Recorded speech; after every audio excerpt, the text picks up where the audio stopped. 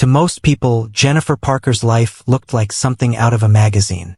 She lived in a two-story colonial home with white shutters, trimmed hedges, and a red front door that radiated warmth. Her neighbors often joked that her life was a Hallmark movie. Flawless on the outside, enviable on the inside. Jennifer was 38, intelligent, well-spoken, and nurturing. A dedicated mother to two children, Emma, 9, and Caleb, 6. She was an elementary school teacher, beloved by her students for her kindness and creativity.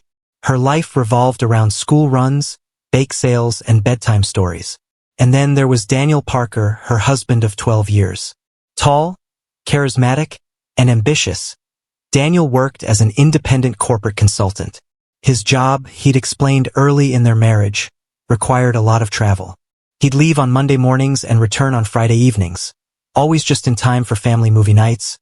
His arm wrapped around Jennifer and a bowl of popcorn in his lap.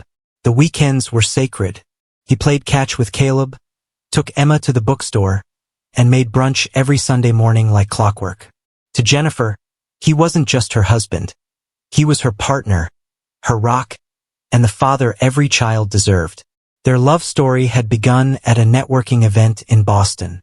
Jennifer was attending a teaching conference, and Daniel was there giving a talk on leadership. Their eyes met across the room, and within months, they were inseparable. He made her feel seen, cherished, and safe. Jennifer often told her friends how lucky she felt. Some men grow distant over time, she once confided to her best friend, Lauren. But Daniel, he always makes time for us, even with all the traveling. Lauren had smiled, though her expression held a flicker of something else. Jealousy? Maybe concern. But Jennifer, lost in her fairy tale, never noticed. The Parkers were known in the community. Jennifer volunteered at the local library and helped organize school events. Daniel, when he was in town, offered career mentoring for high school students.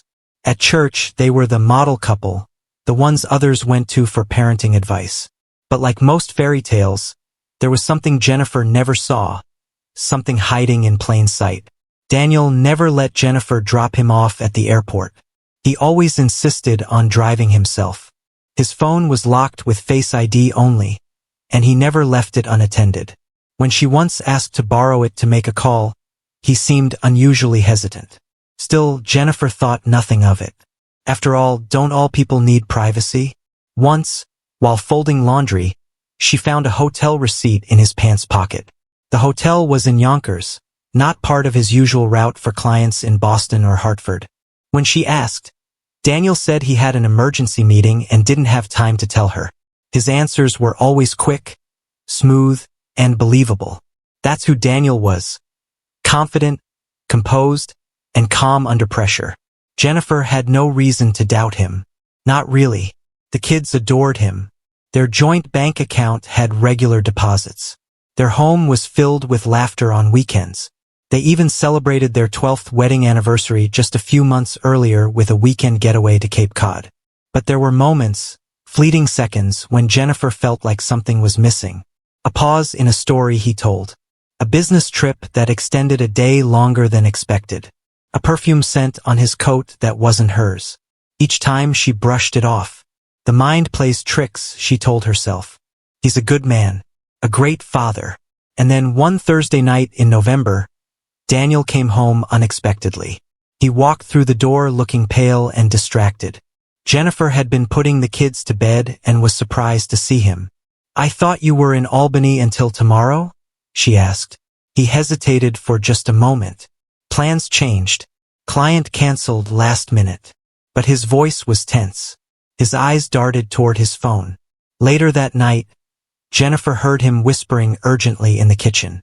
She crept out of the bedroom, careful not to make the floorboards creak. "I told you, I'll fix this," he hissed into the phone. "Just not now." Jennifer froze. Something inside her shifted. For the first time in 12 years, she felt something she couldn't explain. A weight, a warning. That night, she lay awake next to him, pretending to be asleep, listening to his breathing. Her mind spun with possibilities, but her heart clung to hope. Maybe it was work stress. Maybe he was planning a surprise. Maybe she was imagining things. She didn't know it yet, but Jennifer's perfect life was built on a house of cards. And one gust of truth would blow it all apart. Soon, the secrets Daniel had buried so deeply would start clawing their way to the surface. And when they did, Jennifer would find herself caught in a web of lies, betrayal, and a danger she never imagined possible. She didn't know her husband had two families. Not yet, but the truth was coming, and it would destroy everything. Newburgh, New York, 2019.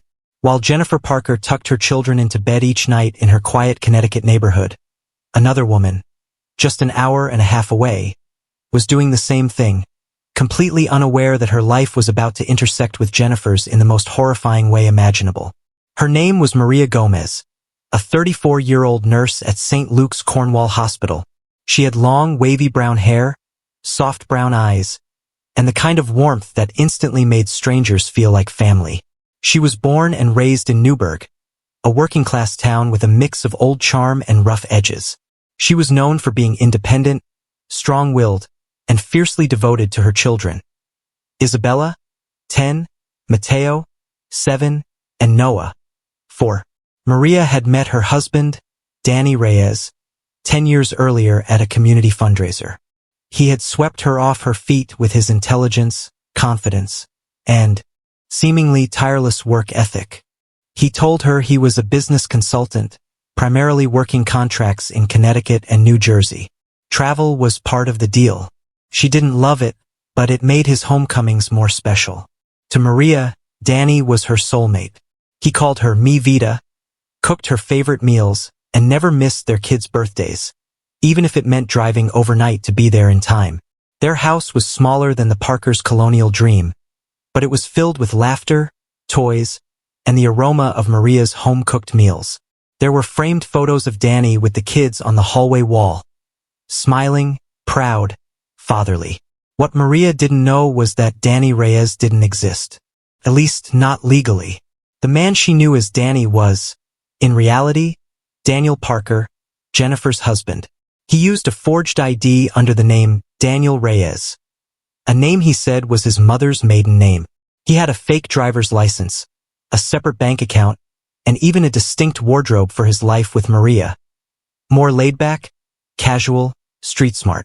He told Maria he had a small apartment in Bridgeport that he stayed in during the week while working on projects. His cover stories were detailed, well-practiced, and oddly consistent. He explained his long absences as client emergencies, and he never allowed Maria to visit him at work or stay overnight in Connecticut. He said corporate rules were strict. Maria would later tell investigators that the firms he worked with didn't allow outside visits. I believed him. Why wouldn't I? To maintain the illusion, Daniel kept two phones, one for each life. He had different email accounts, different contacts, and never used real-time GPS on either device. When with Maria, he'd avoid taking photos that could be tagged by location. He even wore a different cologne. And just like with Jennifer, he was convincing, too convincing. Maria believed Danny was an immigrant success story. He told her he'd grown up poor, hustled his way through college, and built a business from the ground up. She admired his drive and the way he provided for their family. He had charisma, poise, and an uncanny ability to make her feel like she was the center of his universe. He wasn't just her lover, he was her husband. They had married in a small courthouse ceremony 8 years earlier. No extended family, no witnesses, just a quiet, legal wedding that he insisted was best for privacy and tax reasons. When Maria told him she wanted a big church wedding someday, he promised, "One day, mi amor, when work slows down." She waited and waited. There were signs, of course. But Maria, like Jennifer, explained them away. There were late-night calls he wouldn't answer, periods where he was hard to reach, and occasional glimpses of frustration, times when he seemed distracted or on edge. When she pressed him, he'd say work was stressful, that his clients were demanding, or that he was worried about losing a contract. He always had an excuse that made sense, at least on the surface. Once, Maria found a woman's earring in the back seat of his car. Daniel had laughed it off, saying it must have belonged to a coworker's wife who'd gotten a ride to a wedding with him. Another time, she found a birthday card in his luggage signed, "Love always, Jay." He claimed it was from his sister, Jennifer. A lie so seamless, she didn't question it. But in the fall of 2019, something changed. Daniel began acting nervous. He snapped more easily at the kids. He'd disappear for longer stretches of time. He no longer came home every Sunday night, sometimes not until Monday morning. He said he was under pressure from new clients and needed space. Maria tried to be supportive, but the anxiety in her gut was growing.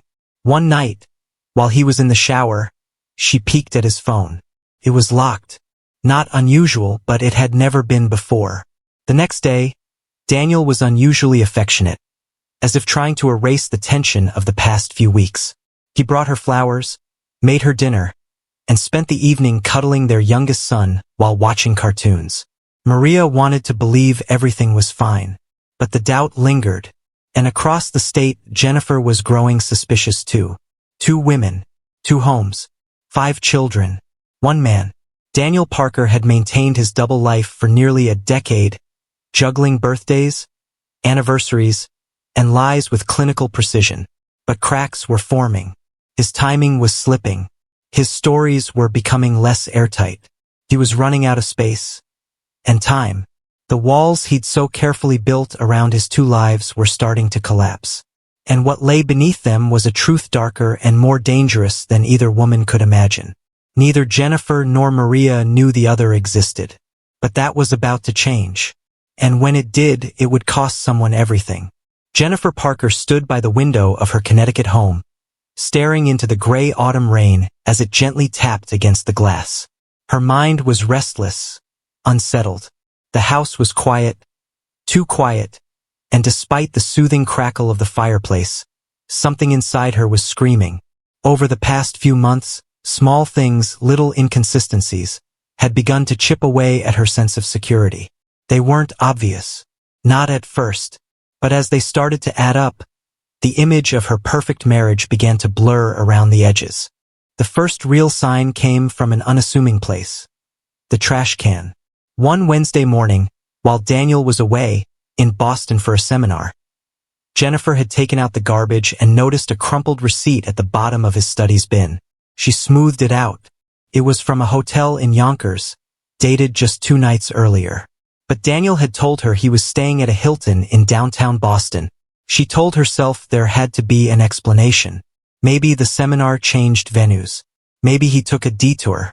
She wanted to believe that. She needed to believe that. But that gnawing doubt began to take root. Another time, she was doing laundry and found a small toy car, one she didn't recognize, wedged into the pocket of his blazer. It wasn't Caleb's. When she asked Daniel about it, he shrugged. "I must have stepped on it in a client's office or something," he said with a laugh. But it didn't sound convincing. His tone was forced, his smile tight. The lies weren't obvious. Daniel was far too clever for that. But Jennifer had a gift for remembering details. And lately, his timelines didn't always line up. He'd mentioned having dinner with a client on Thursday in Hartford, but his company credit card showed a charge at a Mexican restaurant in Newburgh, New York, that same evening. She mentioned the discrepancy one night over dinner. Daniel didn't even flinch. The Hartford client rescheduled last minute. "I drove south for another meeting. It's been insane lately." He always had answers, but they were starting to feel rehearsed. Jennifer's best friend, Lauren, was the first person she confided in. Over coffee at their favorite cafe, Jennifer finally said the words she had been avoiding. "I think Daniel's lying to me." Lauren lowered her cup slowly, watching Jennifer's face. "Lying about what?" "I don't know. Where he's going. Who he's with. Just, things aren't adding up." Lauren looked around to make sure no one was listening. "Jen, I didn't want to say anything, but I've seen him twice now. Once at a gas station in Newburgh. Another time near a school. He was with a woman. And kids." Jennifer's breath caught in her chest. "What?" Lauren nodded, serious now. "I didn't get close. I thought maybe he had a relative out there. But he was holding hands with the woman. Jennifer sat there in silence. Her coffee had gone cold. Her stomach twisted, but her mind refused to believe it. "No," she whispered. "There has to be an explanation." That night, Jennifer combed through their family photos on her phone. Birthday parties, holiday dinners, beach vacations. Daniel was there in every shot. Smiling, loving, engaged. She looked at the man in those images and tried to reconcile him with the possibility of a secret life. He couldn't have another family. He didn't have time. He couldn't possibly manage 2 households, 2 sets of children. Could he? But the doubt wouldn't go away. She began keeping a private notebook, tracking his business trips, noting down receipts, matching his excuses with actual evidence. She wasn't looking to catch him in a lie. She was hoping, desperately, to prove herself wrong. One entry stood out. A 5-day trip to Albany. But a toll receipt he'd discarded showed he had driven south, toward Newburgh. That night, Jennifer stood in their walk-in closet, staring at his suitcase, her hands trembling. She opened it, rifling through the compartments. She found a second phone, hidden beneath his dress shirts. It was locked, but now so was her heart. Jennifer's world began to shift. She grew quieter, more reserved. She couldn't sleep. She'd wake up at 2 a.m. in cold sweats, haunted by thoughts of betrayal. She became paranoid, yet still held out hope. Maybe it was a misunderstanding. Maybe she was losing her mind. But deep down, she knew. One Sunday morning, while Daniel was playing with Caleb in the backyard, Jennifer took the second phone to a repair shop. The technician couldn't unlock it but managed to extract some cached image thumbnails. Low quality, but visible. Her heart stopped. The first image was of Daniel, sitting on a couch with a woman resting her head on his shoulder. 3 children surrounded them. They were at a birthday party. A banner behind them read, "Happy Birthday, Noah." Jennifer's hand flew to her mouth. She nearly dropped the phone. She could have packed up the kids and left that day. She could have gone to the police or to a lawyer. But she didn't. Not yet. Because part of her needed to know the whole truth. How long had it been going on? Who was this woman? Were those children his? Were they married? Did they know about her? Did they know she existed? Jennifer wasn't just angry. She was hurt, confused, and afraid. Not just of what Daniel had done, but of what he might do once he realized she knew. Because men like Daniel, men who could live a double life for over a decade, don't like being exposed. And Jennifer was about to rip open his world. Jennifer Parker sat in the dark living room, a blanket draped over her lap, the blue glow of the television flickering across her face. It was just past midnight. Upstairs, the children were asleep. The house was still. Daniel had left earlier that evening for yet another client meeting in Albany, but Jennifer knew better now. For the past 2 days, she had kept her silence, smiled at the kids, kissed Daniel goodbye, acted like the loving wife. But beneath the surface, she was unraveling. The image from the hidden phone haunted her. Daniel sitting with another woman, surrounded by children, looking like a man perfectly content in a life that was not hers. She had to know more. She had to see it all for herself. Daniel's iPad was still on the side table in the study. He often used it when reading reports or catching up on emails at night. What he didn't know was that Jennifer had watched him type in the password more than once. She hadn't forgotten. Tonight, she would use it. Jennifer moved silently across the hallway, every creak of the floor sounding like thunder. She sat at his desk, took a deep breath, and turned on the device. The login screen appeared. She typed, D3 December 17, the day of their anniversary. The screen unlocked. Her hands trembled slightly as she navigated through the familiar apps. Email, calendar, browser. All seemed normal. She clicked into his iMessages. Most were mundane conversations with clients. But then she saw it. A thread labeled M. Redheart. Jennifer opened the thread and scrolled. Each message hit like a punch to the gut. M. The kids can't wait for you to come home tonight.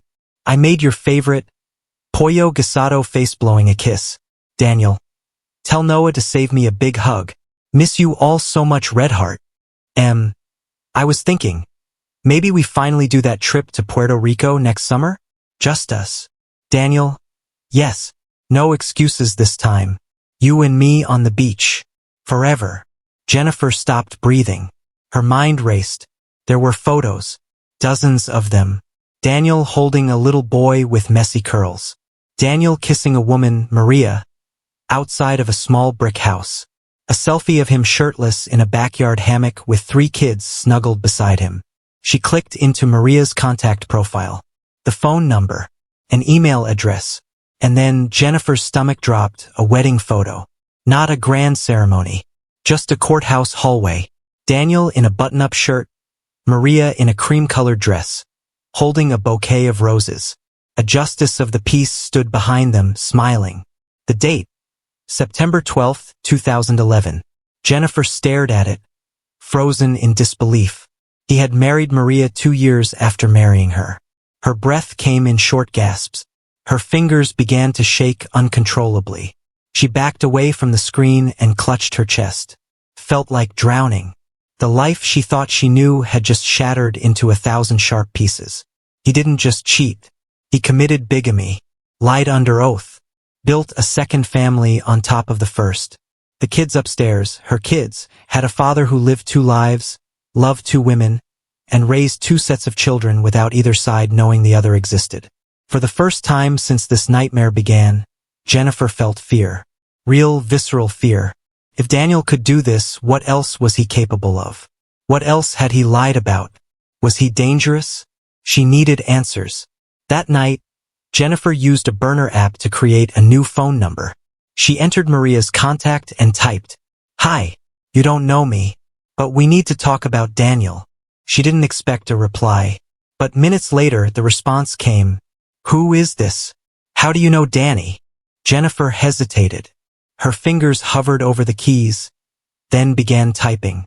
"I'm his wife. His other wife." There was silence on the other end. Then the typing dots appeared, disappeared, appeared again. And finally, "What are you talking about? He's married to me." Jennifer stared at the screen. It was real. It wasn't just her imagination or a paranoid fantasy. Daniel Parker, her husband, the father of her children, had built 2 entire lives, 2 entire realities, and lied to everyone involved. She dropped the iPad and ran to the bathroom, barely making it before she threw up. The sun was starting to rise by the time Jennifer crawled into bed. She stared at the ceiling, replaying every memory, every birthday, every kiss, every "I love you." She no longer knew what was real and what was scripted. The man she'd built her life with was a fraud. And now the lies were no longer hidden. She had pulled back the curtain. She had discovered the truth. But what Jennifer didn't know, what she couldn't know, is that uncovering the truth wasn't the end. It was only the beginning. Because for men like Daniel Parker, exposure isn't just dangerous. It's deadly. Jennifer couldn't wait any longer. The messages, the photos, the wedding certificate, it was all too much. The lies had festered too long. And now she needed answers. Face to face. That Friday evening, Daniel walked through the front door as usual, smiling and carrying takeout as if nothing had changed. Jennifer stood in the kitchen, arms crossed, iPad on the counter. "We need to talk," she said coldly. Daniel froze. "What's wrong? I know about Maria. I know about the kids. I know you married her." His face paled. The takeout bag slid from his hands and hit the floor. Jennifer didn't raise her voice. She just stared at him, waiting for the mask to drop.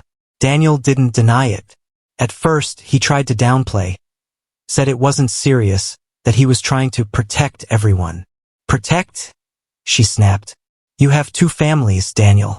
2 wives." That's when his tone changed. The charm drained. He got defensive, angry. Accused her of spying, of trying to ruin everything. "You don't understand," he hissed. "This isn't just about you." Jennifer stepped back. His voice was different now. Cold, controlling. She realized then, the man she thought she knew didn't exist. And worse, she didn't know what he might do next. Maria couldn't believe it. A message from a stranger claiming to be her husband's other wife felt like a cruel joke. But when Jennifer sent photos, wedding pictures, their children, the house, it became undeniable. Maria collapsed in shock. For 10 years, she had trusted Daniel, loved him, built a life with him, and now, she realized it was all a lie. The two women began talking, comparing dates, receipts, stories. It became clear. Daniel had juggled their lives with surgical precision. He had 2 phones, 2 bank accounts, 2 sets of forged documents, even 2 wedding rings. To Jennifer and Maria, he was a different man. But in truth, he was a master manipulator, living a lie on borrowed time. Daniel grew more aggressive.